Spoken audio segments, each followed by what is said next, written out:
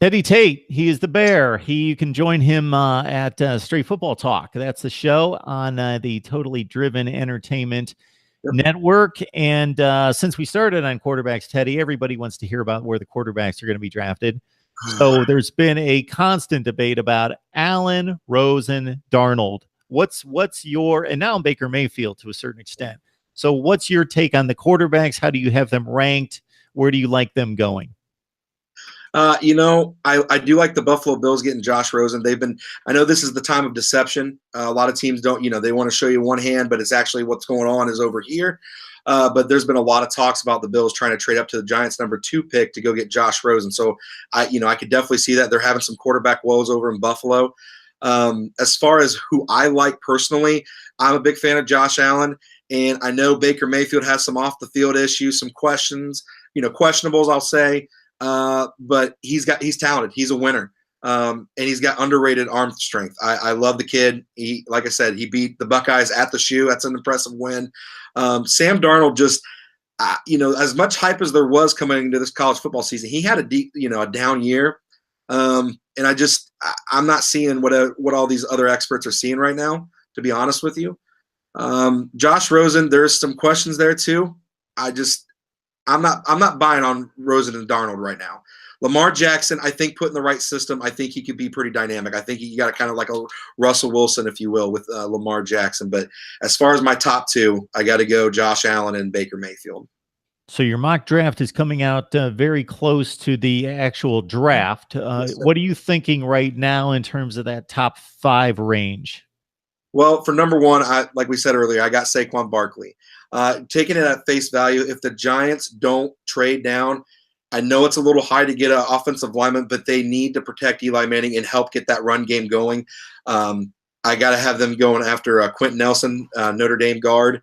Number 3, Indianapolis Colts. I've got to say they've got a good offense, and they do need a little bit of O-line help as well. But their defense they were very injury prone. They needed some playmakers on there. They drafted Malik Hooker out of Ohio State. They had got a couple guys on that defense to help them. But I think they need another defensive lineman. So I'd like to see Bradley Chubb go there. We got the Cleveland Browns again. And taking it at face value without anybody trading down, I like Minkah Fitzpatrick out of Alabama here. Minkah Fitzpatrick has shown that he could be that playmaking guy. And let's be honest, the Browns allowed the Green Bay Packers and Brett Hundley, backup quarterback, to do that game-winning drive in overtime and beat them. And that was because they didn't have any defensive backs that could stop them.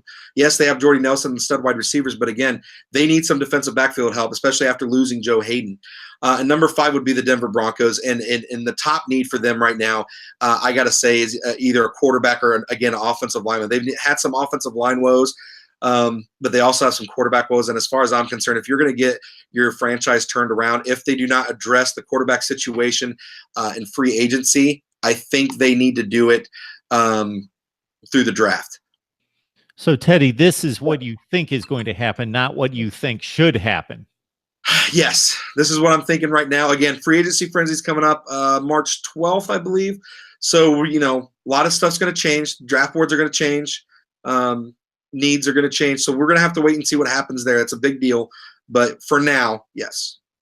And teams are going to reach for a quarterback. It always happens. It always happens. I get it. If you get Aaron Rodgers or Matthew Stafford or Tom Brady, then you're set for 10 or 15 years. I get the urge to do it, but it doesn't work out roughly half, if not a little bit more than half the time in the first round. If you look at productivity of careers and what you would expect from those quarterbacks, if you look at the last 20 years or so in the NFL draft, the first round is pretty much a flip of a coin when it comes to the quarterback position. All right, Teddy the Bear Tate, you join him on a Straight Football Talk. And Teddy, I'll let you finish this out to let people know where they can find you. Yes, again, we're on Facebook, we're on Blog Talk Radio, Twitter, LinkedIn.